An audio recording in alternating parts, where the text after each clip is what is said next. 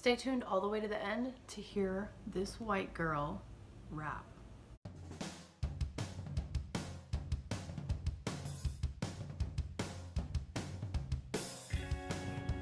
This is a collab hosted by the lovely Rachel at Day to Day Joys. Check out the playlist below.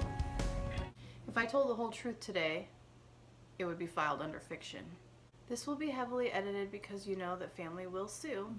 I will include as many juicy details as I can while escaping litigation. Welcome back. My name is Nikki Schumacher. I am practically imperfect in every way, and this community seeks to encourage each other practically and imperfectly. First of all, I just ask for your prayers that this is taken tactfully and that it is honoring to everyone. This Draw My Life, I'm not going to mean for it to be super preachy, but it is absolutely going to come off that way because it's kind of impossible not to. This is my truth and this is my life, and so I can't really actually share with you my true life without sharing my God story. As early as I can remember, I knew who Christ was. My family went to a Baptist church as early as I can remember, and my parents did tell me about Christ when I was young, and I never remember not believing that he was the one true God. And so that came in handy that I accepted Christ at a young age, because one of my earliest memories was this teenager holding me under water at the age of 4 and beating me with a hairbrush. Suffice it to say, a teenage relative moved in and began physically and verbally abusing me and others when the parents weren't looking. Thankfully, I was not sexually abused, only beaten and screamed at. This began at age 4 and went on until age 14. This person was very sneaky about it. Thankfully, I'd accepted Christ at a young age thanks to my wonderful parents. Christ protected my heart over the years as hardships and abuse followed. And unfortunately, that abuse kind of trickled down, and then the next older child abused all the smaller ones, and the next older child abused smaller ones. If you are watching, if my abuser is watching, I forgive you. I just have one thing to say about forgiveness, is it takes two parties. One has to forgive, but one also has to repent and confess what they have done. And so there's really no reconciliation of relationship without that. I'm not perfect. I've had to go through a lot of soul searching. Anyway, so that is a big part of my story. I don't know how much I will include. For whatever reason, my parents decided to move a lot. I went to about 5 kindergartens. Born in Texas, went to kindergarten in Florida. Then we moved to a little farming town in 7th grade, Nyssa, Oregon, and that was pretty lonely. I was bullied a lot. There were 2 major, I guess, religions, you could say, in Nyssa, and all respect to these people groups. I love you both so much. I can't say exact percentages. Half of the people there belonged to a church called the Church of Jesus Christ of Latter-day Saints, and then half of the kids were Hispanic, and a lot of them were Catholic. And so there were a few kids who weren't part of these 2 religions. We'll just call them Protestant Christians. Like maybe they went to a Baptist church, maybe they went to wherever, Lutheran, or I don't know. The Mormon kids at that time were not friendly at all. I had never been to such an unfriendly school. They didn't invite new kids to sit with them. They weren't friendly. Now, I wasn't friendly either. I was extremely shy. There were a lot of really nice Hispanic kids. I'm half Hispanic, but I'm so fair-skinned. I mean, you can't even tell. But unfortunately, if you're fair-skinned, at this particular school, the Hispanic kids really, some of them didn't like you. Some of them were really nice, but they kind of just kept to themselves and they weren't super friendly. And some of them really, really didn't like you. I remember a girl saying that she forgot a pencil, and I said, oh, I have an extra one. And she said, no, I'm not using the pencil of a gringo. I was a big nerd, pretty much all through school, moving. By the 9th grade, I'd been to probably 27 or 28 or 29 schools. I lost count. at this point. I used to have it counted, but now it's been a while since I was in school. So I was extremely shy, no social skills. We had moved so much, and I can't really tell you why we moved. That is my mom and dad's story. All I can say is I was along for the ride, and 12 states, 30 schools in, before 12th grade. I was extremely nerdy. I smelled bad. We were poor, and there were times when the water service was shut off and we weren't able to do laundry. And so I did end up going to school smelling not super awesome a few times, and that stuck with me. That labeling as the smelly kid at school was pretty humiliating. But you have to realize this was all hard, but I had Christ with me through all of it. So my parents got divorced when I was in the 8th grade, no judgment. And if anyone in the comments is judging them, I will definitely delete those comments, because I love my parents and I honor them, and they did a lot of things right by me. But for me as an 8th grader, of course, it was sad for my parents to get divorced. Divorce is very, very expensive. Also, my mom had a lot of health problems, medical bills and things like that started to pile up. So in 8th grade, I started nannying for my landlady's granddaughter, I think it was, and I was nannying full time in 8th grade. So I was going to school from 8 to 3 and then nannying from 3 to midnight, 5 days a week, making $75 a week. This was nice because it gave me some clothes. It didn't really help that much because we still ended up being homeless. I guess they weren't able to make the rent or whatever. And we were homeless, just traveling. We lived in Oregon, and then we moved to all sorts of places. We moved to McCall, Idaho for a little while, Payette, Idaho. Then we moved to a little town called Wendover, Nevada. Homeless. In Wendover, we lived in what is now called a tiny house, but it was an efficiency, a little trailer about the size of this bedroom. Wendover, Nevada. Now, this is a sketchy place. Let me know if it's still like this today. Finished up 8th grade there. If you are from there, let me know, is it like this? Whenever the 8th grade girls would get out of class, now this is circa 1993, I think, there would be a line of cars waiting outside of the school trying to pick up the young girls. And so I remember every day walking home having to turn away these requests for men who were trying to get me in their car, hey, come on, do you want to come with me? And trying to date us, I guess. It was really a gross town, very, very sketchy. So hopefully it's not the same way today. I swear, I'm not making this up. And I was completely culture shocked by it. The other girls seemed to be kind of used to it, and they just would ignore it and walk home. And there was a close call with a weird guy in our neighborhood. It was just such a ghetto neighborhood. This is how ghetto the neighborhood was. So my sister comes home with these toys, and I'm like, where did you get these toys? I'm in 8th grade, and she's maybe in 3rd grade, maybe. Yeah, something like that.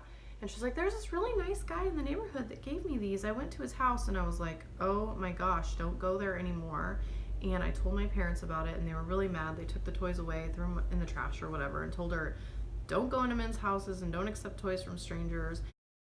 And he actually came into our yard. We didn't really have a yard. It was just maybe 8 by 8 square feet of dirt in front of our trailer efficiency tiny house thing. And I was sitting there, and I just got this really bad feeling. And he said, hey, is that your sister? Oh, is she shy? And I just did not talk to him. I didn't say a word. I did not respond because I had this sixth sense that something was wrong. This is a grown man, maybe 30 years old, asking for us to come to his house and offering us toys.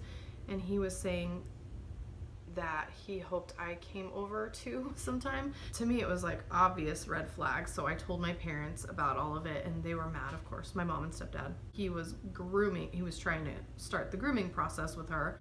Come to find out, that is exactly what he was doing. A lady in our neighborhood sent out a letter. He had hurt her children, and I don't know, I think he actually also was a registered offender. That was a close call that I just praise God he protected us from that.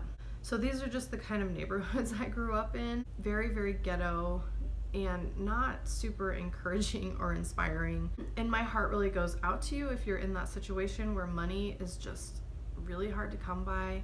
No judgment. So then work dried up there, and we ended up moving to Oklahoma City, Oklahoma for a little while, and this was in summer, so I didn't end up going to school. We stayed with some really nice people who my parents actually met at the plasma donation center. They met a really nice lady that literally just let us live in her house, and she also lived in the ghetto, but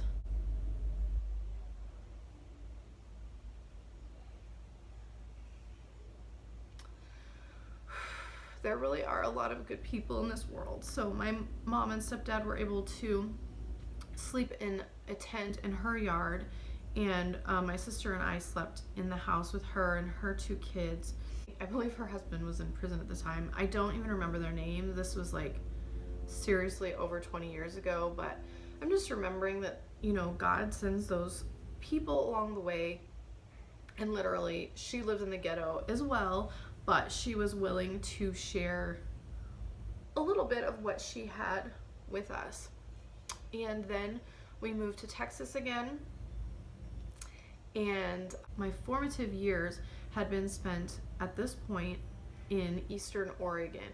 So by the time I started 9th grade in Arlington, Texas, we lived in a hotel room that was in the ghetto. A few other kids from school lived at this hotel as well, and they were always pretty embarrassed. And so the bus driver was really kind, and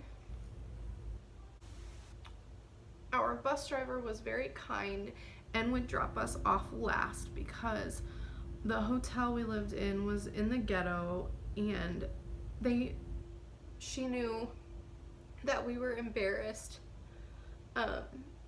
It was known for people getting hepatitis there, and there were roaches. And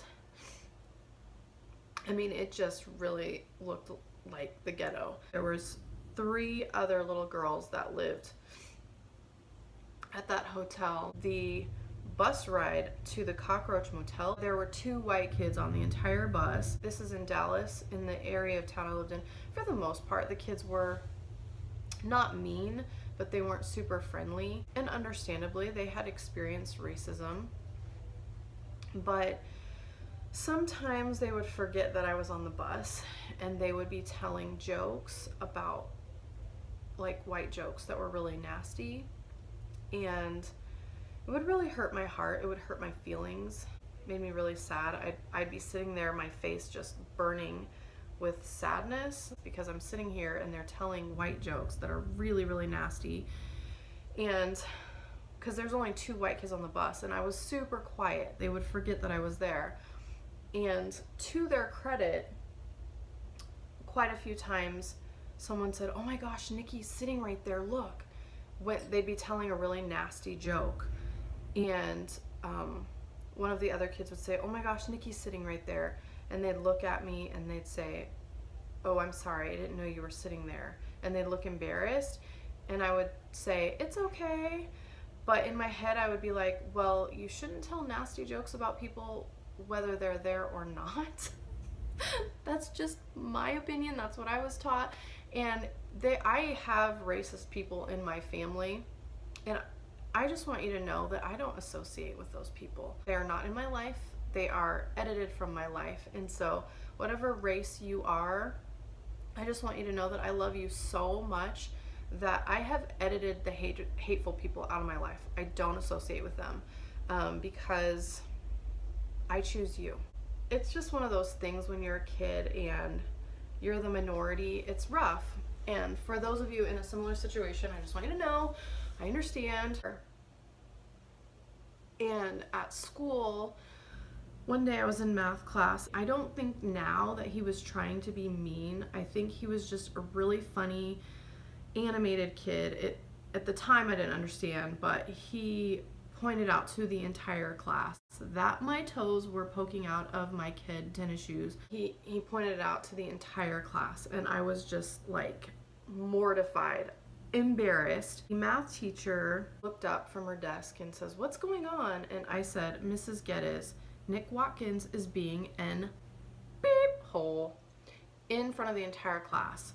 Now, I am a clever girl, and I said this in order, I kid you not, I said this in order to get suspended because my little brain couldn't handle facing the kids after that mortifying experience. And I was right.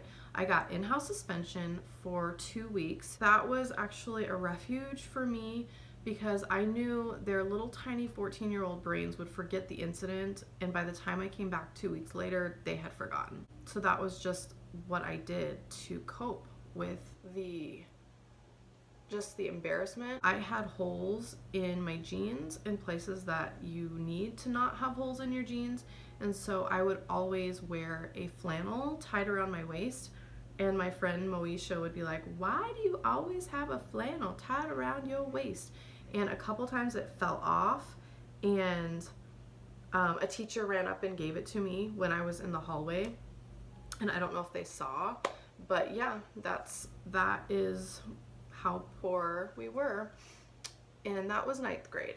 Then we moved to Cleburne, Texas. I was just so tired of the heartbreak of leaving my friends over and over and over again, and also the drama of it all. I decided at that time to be homeschooled.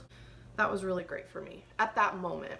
So we lived in Cleburne, Texas, in a trailer park that wasn't too bad. We were finally coming out of the poverty, I guess, because we were living in a trailer park now, like a real trailer, not a little tiny house efficiency, but a real trailer. We didn't have any furniture yet, so we were like sleeping on the floor and stuff. And one day I got a knock on the door, and it was a police officer. I had a burst blood vessel on my eye, so it literally looked like I had been abused, but I had just been really, really ill, like throwing up, and my eye had turned super red. So there was a police officer at the door, and he found out who I was. He's like, "I'm sorry, I have to take you with me," and I'm in 9th grade, and I'm like, "What?" And he took me and my sister in the cop car away from our mom, and we were confused. We had no idea what was happening. We were getting taken away from my mom and stepdad. My mom came running up, and she hugged and kissed me goodbye, and we were like crying. We didn't know what was going on, and the police officer was crying, and he really was a kind man, and he said, "You know, sometimes there are days in my job where I have to do things I don't want to do."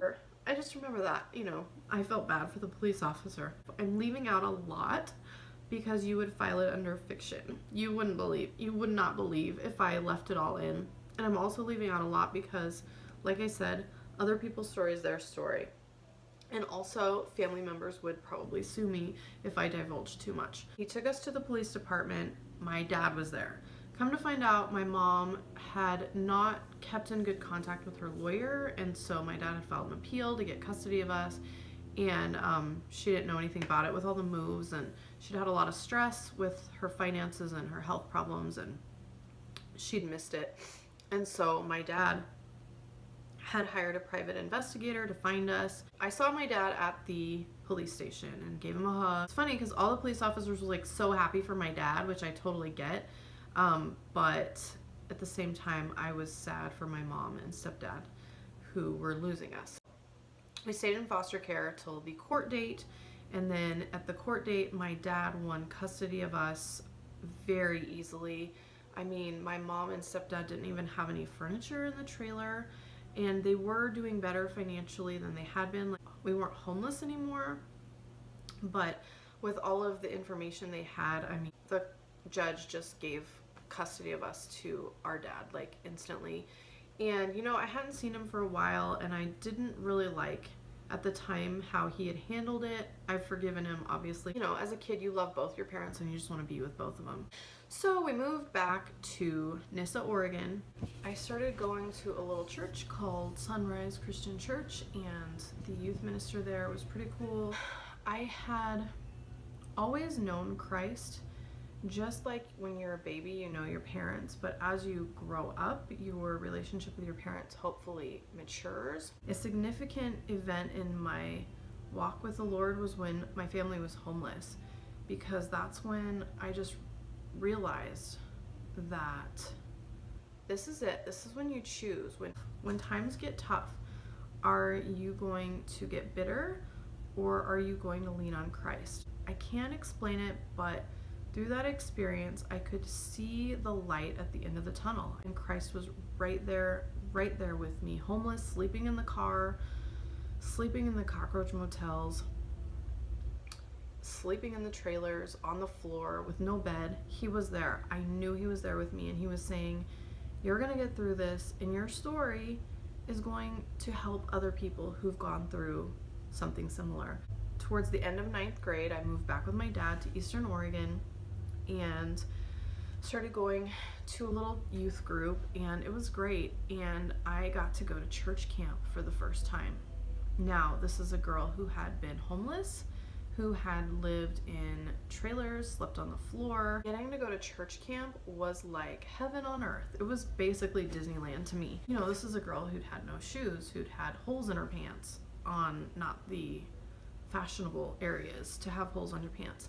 The first time I had the blue M&Ms that came out, they'd been out for a year, and I wrote about it in my journal. My sister and I had blue M&Ms today for the first time. So going to camp where you sleep in a cabin, it was like a dream come true. And my relationship with Christ really flourished at these church camps that I went to every single summer. And this was Intermountain Camp in Fairfield, Idaho. I already knew Christ, but this like refreshed my spirit and helped me all through high school. I lived from church camp to church camp. That summer would get me through the year, and any hard times, any bullying, or any loneliness I felt, it's like that church camp was like fuel for my engine to just get me to the next one. And honestly, I remember writing in my journal that I lived from Sunday to Wednesday, because my youth group was pretty cool. And I was a little bit sad. I missed my mom. These youth events really, really encouraged me to just not give up. And they just encouraged me that life was bright, that the future was bright, and that God works all things for the good of those who love him, who've been called according to his purpose. That is Romans 8:28. That is my life verse over my whole life. I usually pick a verse every year, but that verse has been just my whole life. God works all things for the good of those who love him, who've been called according to his purpose. Those events, and especially church camp, just got me through. So I went to 9th and 10th grade at Nissa High, and I was super lonely there. I lived from Sunday to Wednesday, because I had some great friends at church, a really great group of kids, and I'm still friends with most of them today. And I had actually been baptized in that church several years prior. That was really, really good. So shout out to any of you youth workers. You really do wonderful things. The fact that we were able to do car washes and pick up pop cans and stuff to save money for church camp was amazing. And it taught us work ethic. Like, our youth group would work to make the money for the church camp, and those are great memories as well. I need to smile more. This is too heavy. I hope I can draw this. I don't know how I'm gonna do this, you guys. No, this is just how I see it. If you guys are my old friends from Nissa High School, please forgive me. I think that you guys are great. I did the budget. I'm a clever girl. I'm a numbers girl. I did the budget, and I said, Dad, if you quit smoking cigarettes, we can afford pay at Christian Academy. And he said, okay. And he did. That man quit smoking cigarettes overnight so that my sister and I could go to a private Christian school. And I'm so proud of him for that. That, to this day, blows my mind. Not only did he quit smoking, he gave up all his hobbies. He sold fishing equipment, hunting equipment, and he put off purchasing false teeth. He did not have teeth when I was in high school. He had no teeth because he was providing for his 2 girls as a single dad. I remember kids laughing when a toothless old guy in a floppy hat would pick us up in a junker clunker car. He had more than just 7-Up in his styrofoam cup when he picked us up from school. So far from perfect, flawed individual like all of us are. But one thing I can say is that he provided for his household, which is very honorable. I went to Payette Christian Academy for 11th and 12th grade. And let me tell you, after kindergarten through 10th grade of either being bullied, being racially slurred against, I guess, in a few neighborhoods, being not necessarily bullied in some schools, but just outcast or too shy to talk to the cool kids, and also after having ugly clothes from kindergarten to 10th grade just because of our financial situation, going to school with a uniform was heaven. It was totally heaven. And the kids there weren't perfect. They made mistakes just like everywhere, but it was a lot more peaceful association. There was bullying that happened, but a lot less. And the teachers were phenomenal. The principal at the time was phenomenal. And if you guys are watching, they're probably not watching, but I love you guys. You made a huge impact in my life. I was very, very encouraged. I was at a time where I needed encouragement. And so this was just a respite for me. That 2 years at a Christian high school, oh my gosh, not riding the bus with kids telling mean, nasty, disgusting racial jokes, and not having to worry about wearing ugly clothes because there was just the uniform. And so my dad bought us 3 uniforms and I just washed them every single weekend. So that was a much better clothing budget. It was amazing. I learned so much there and the education was phenomenal. I can't tell you how thankful I am for that experience. Then I went to Boise Bible College. I ended up singing the last 2 years in a singing group called Image of Christ. I don't think they call it that anymore, but that actually gave me a full ride scholarship. And we sang every weekend, or 3 out of 4 weekends a month. One of the weekends that we were home, I went to Calvary Chapel's evening service that they had for college age young adults, and I met my husband there.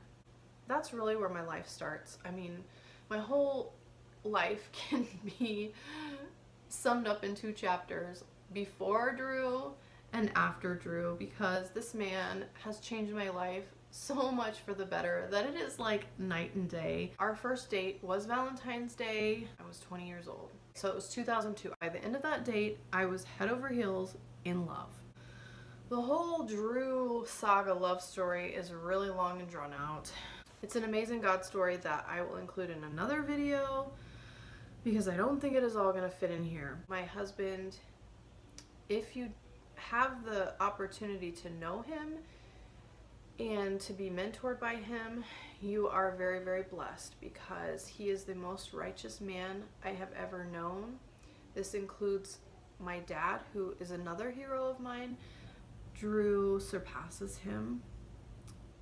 And I'm not just saying that because he's my husband. He truly is the best man I've ever known. He is the most righteous behind closed doors. He won't even lie on our taxes. He won't even lie to get out of a speeding ticket. He is a good man, and I'm so blessed. He is a great provider for our family, and he has given me a magical, magical world to live in. And I'm very thankful to God for him. So that is my story in a nutshell. I hope that you got to know me a little bit through this. I hope that it encouraged you if you're going through any of those things that I've been through, that you know you're not alone, that God is there for you, that you will get through it, and that you can use your story someday to bless other people, and God comforts us in our time of need so that we can comfort others. Until next time, you are good, you are precious, grace, peace.